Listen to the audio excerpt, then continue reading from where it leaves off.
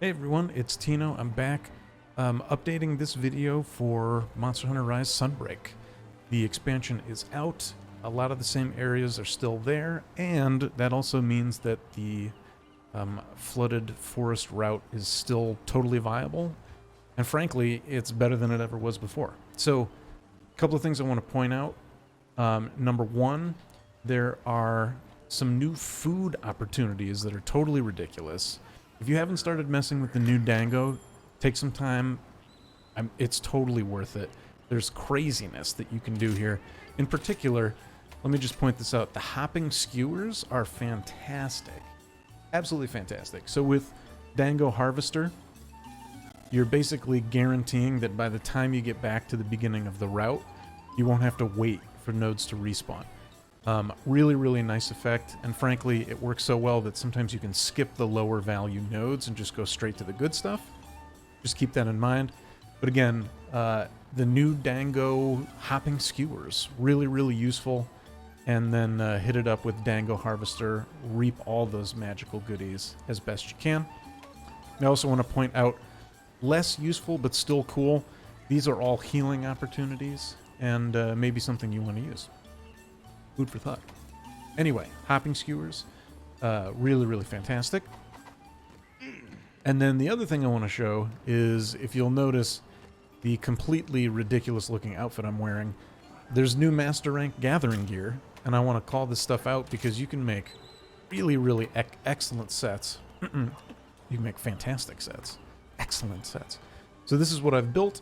We've got Botanist, Marathon Runner, Stamina Surge, Divine Blessing, Recovery Up, Recovery Speed, Evade Extender, which is just a fun one, Paralysis Resistance, again, a fun one, Stun Resist, Geologist is the other one besides Botanist that actually matters, Hunger Resist, Horn Maestro, and then some other fun ones here. I'm using Hunting Horn because Hunting Horn has a bunch of stamina buffs, so you can even further reduce your stamina consumption.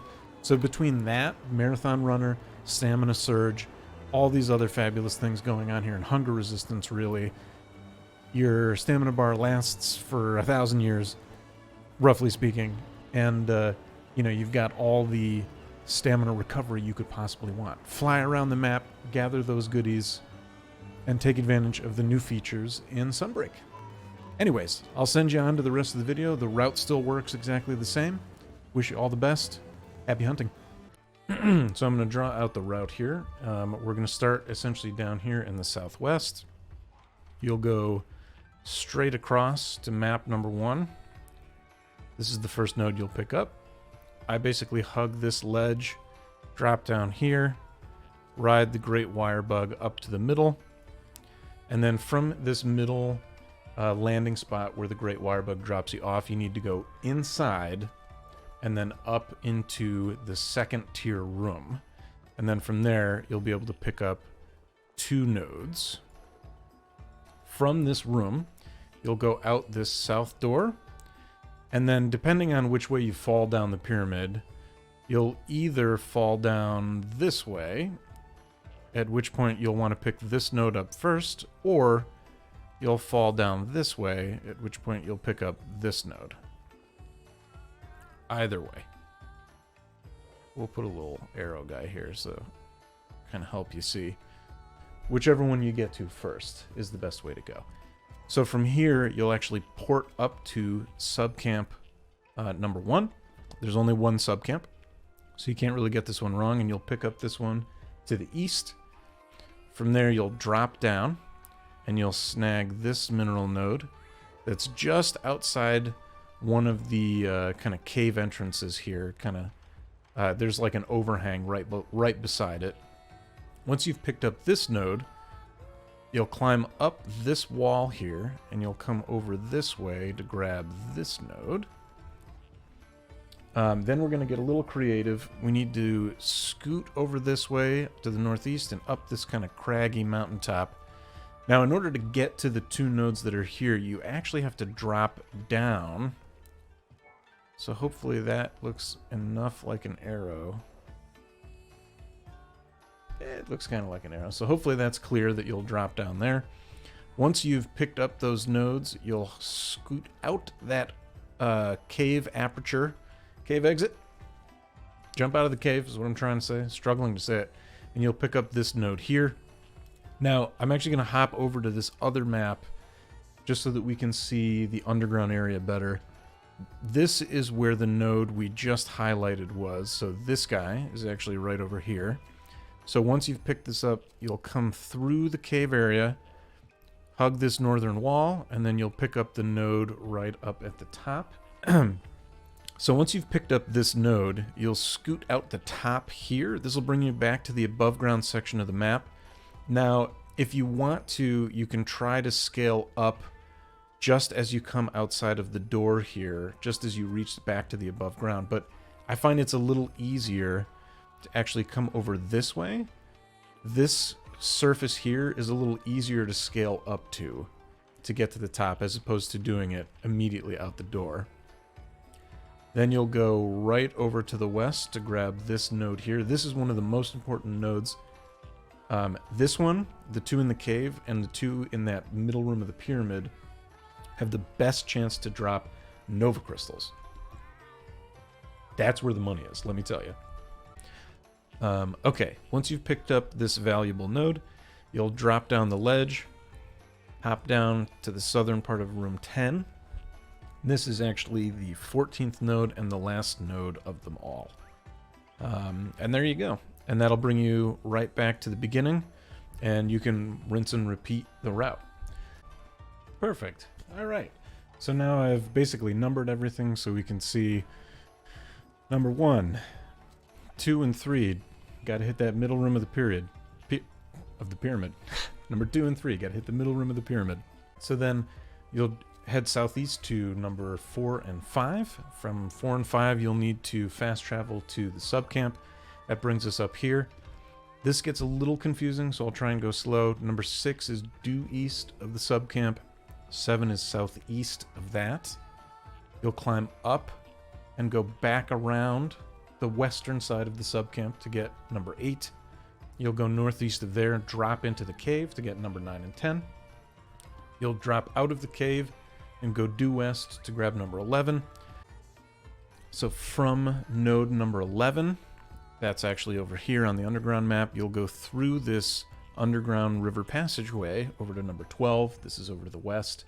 From there, you'll climb back out to the above ground area, sets you right about here. I recommend going over this way, cutting around this way. It's a little less wire bug intensive, and you can also climb right up the wall. You can scale up it with a full bar of stamina. Head due west, being careful of this pit. This is very scary. We don't want to go in the pit. Let me just make sure we don't go in the pit of destiny. Once you've picked up 13, you'll then drop down to the southeastern portion of map 10. And that's where lucky number 14, the final node, remains. And due south, rinse and repeat the route. All right, and we're back. Okay, so without further ado, we've eaten, we've gone over the route, talked about the gear, which is basically geologist, and that's the only thing that matters. Let's get into the action. Let's actually visually run through it. So first and foremost, we run straight ahead and pick up node number 1. So this is where the great wire bug is going to come into play. Hopefully you have this great wire bug down. This is just going to make getting up to the top much, much easier. From here, we're going to just scoot our way over yonder. Now, for me, I think the easiest way to scale this is just wire bug once. Don't jump. Don't hit B. Hop off the wall, and then wire bug again. And ta-da, you made it. Okay, so we're going to grab the 2 nodes that are in here. Nodes 2 and 3. Hop back on the Palamute. And then jump out the door here. Now, depending on which way you descend this tower, you can either go down this way that I have, or you can go down the northern side. Either way, it's pretty much all about the same. Pick up node number 4. And node number 5. Now we're going to fast travel to the subcamp. I mount up immediately once I arrive at the subcamp. Like I said, due east of said subcamp, you'll find node number 6. Number 7, drop down, head over here. So drop down, go to the right, aka southwest on the map. Then this wall pretty much immediately nearby, we're going to scale up. And then scoot over to the northwest. This is node number 8. Very nice. That'll bring us over to this wall. And for this one, we have to jump into the cave, so I actually like to swing my camera around. I like to dismount. Oh, a little too soon. And there we go. Okay. Node number 9. Node number 10. I'm going to mount back up. Hop out. Right at the entrance to this underground waterway, you'll find node number 11. Then we're going to sprint into the cave. I'm going to hug this northern wall here to my right. Climb up the vines. Straight ahead will be node number 12. Good, good, good. And then, like I said, I like to climb up this wall. It's just a little easier to scale than the rest of it. It's totally up to you. This slight addition of time actually makes the node respawn wait less significant. So that's node number 13. Ooh, free Puke Puke material. Hello. Large Wyvern tier, alright. And then the last node, number 14, is right here. Great. Okay. Come on, final node. Alright. And on that note... Whoa! Okay, Rajang. Let's just run away really quickly. I don't want to deal with that. Alright, I started another lap, but we're gonna exit now. So next steps are to tally the bananas and then make a whole crap load of money. So essentially I was in the expedition for... It doesn't seem to show you an in-game timer here, and I don't really know why. So I think from my timer over here, probably about 15, maybe 20 minutes. As you can see, I've got a bunch of herbs and ore that I can sell right off the bat here, netting me a pleasing, I'm going to round down, 23k to get the ball rolling. Good stuff. So that's 23k before I've even sold any of the ore that I picked up. Behold, our farming has been extremely lucrative. So starting with macrolite ore, let's sell 20. I like to keep about 10 of everything so I don't drop below that. So let's make the math easy. I'm going to round down again. So 4k, so that's 27k total. Let's sell 48 of these bad boys. Another 23k. So 27 plus 23, they'll call that 50. Now we can sell all these light crystals. Oh yeah, look at this. I'll sell 66 for a cool 75.9. Oh yes. So 50 plus, I don't know, 76, right? So let's say 126. Now we get to the Nova crystals. These are the most valuable that you'll sell. And I have 74, so we'll sell 64, which is 150. This is doubling the amount of money I just made. So that's basically, we're at 300k. I'm just going to start making the math easier. 300k.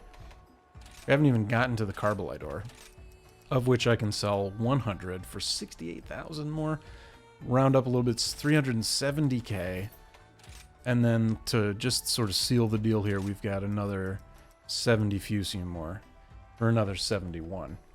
So what's that? Almost 450,000. We're basically over 400k from one run wearing the right set, doing about 20 minutes of farming. And as you can see up at the top right, we are not hurting for money anymore. So hopefully that's been helpful for all of you fabulous people out there. I will leave you one last look at the stats on the set that I've put together. You don't have to do Hunting Horn. The only thing that matters here is the Geologist buff. But in case you were curious, I'll again show the pieces that I've put together. So it's 4 pieces of leather, then the Melohoa jacket, and then frankly you get to choose whatever talisman, whatever weapon, whatever petalace you like. I go for the Fortitude petalace because it gives you a little more stamina. And that is my story, friends, and I think I'll be sticking to it. Hopefully this was useful, hopefully it's helpful. Let me know if there's anything else you might like to see, or if I can support you further in your magnificent hunting adventures. Go team!